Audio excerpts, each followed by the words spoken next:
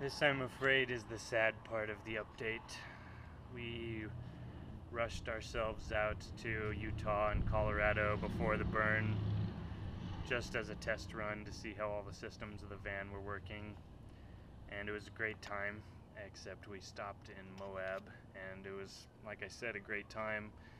We got to see the MGME mini music festival put on by Jenna Talbot out there in Moab, which was totally awesome.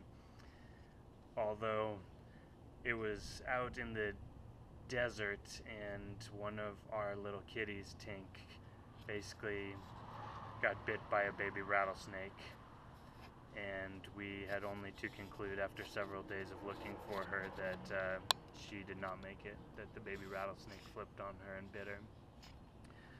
And as I've learned, baby rattlesnakes are not able to control their venom, so they're often much more deadly than full-grown rattlesnakes, and they'll release their entire load of venom into whatever creature they bite.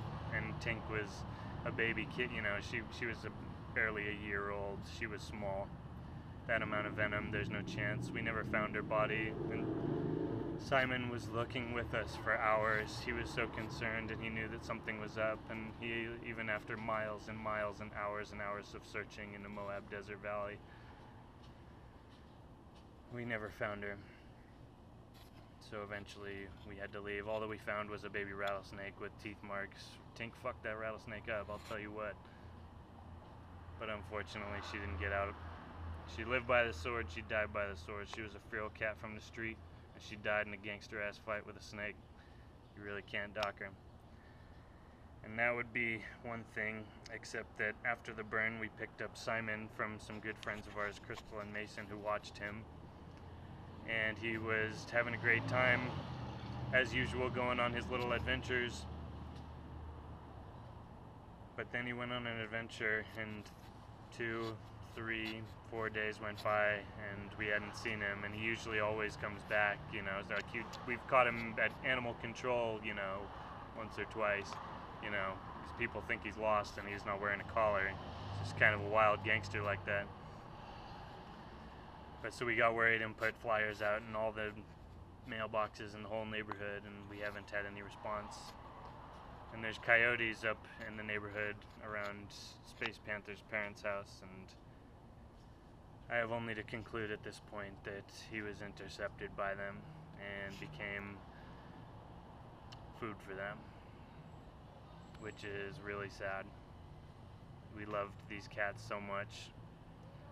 And while a lot of people disagree with our philosophy of letting them run free, it's better to live a year as a free man than a decade as a slave, as far as I'm concerned. And I have no doubt that cats in general will agree that when I think of them and I kind of, ask them,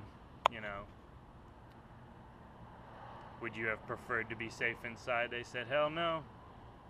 We love to be out there free. We know there's shit out there that can hurt us, but why would we want to be stuck up here, slaves inside of your little cat box artificial play world?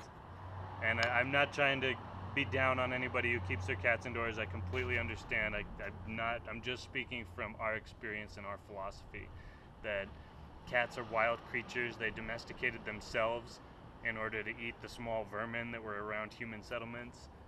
At no point, were they forcibly domesticated, kind of like dogs were. And even dogs, who the hell knows? We're talking about 20,000 years ago. But the point is, animals are our companions. They're not our slaves. And it's not our responsibility to protect them from all harm. It's our responsibility, the animal and the human, to just help each other enjoy life, as far as I'm concerned. And from that concern, I think Tink and Simon enjoyed life a lot. And we're going to get more cats once we're settled down in Chile, because damn, we love those little fluffs. But we'll always remember Simon and Tink, and I think they'll always be grateful for having lived a fun and free and wild life with us. And so I wrote a poem for Tink, which I put on the temple at the temple at Burning Man, which is where people put memories of their lost loved ones. Just it's a very sacred place where people, everything that they want to transform and transmute, they basically put that on the temple walls, and it burns on the final day on Sunday. And let's see if I can remember it.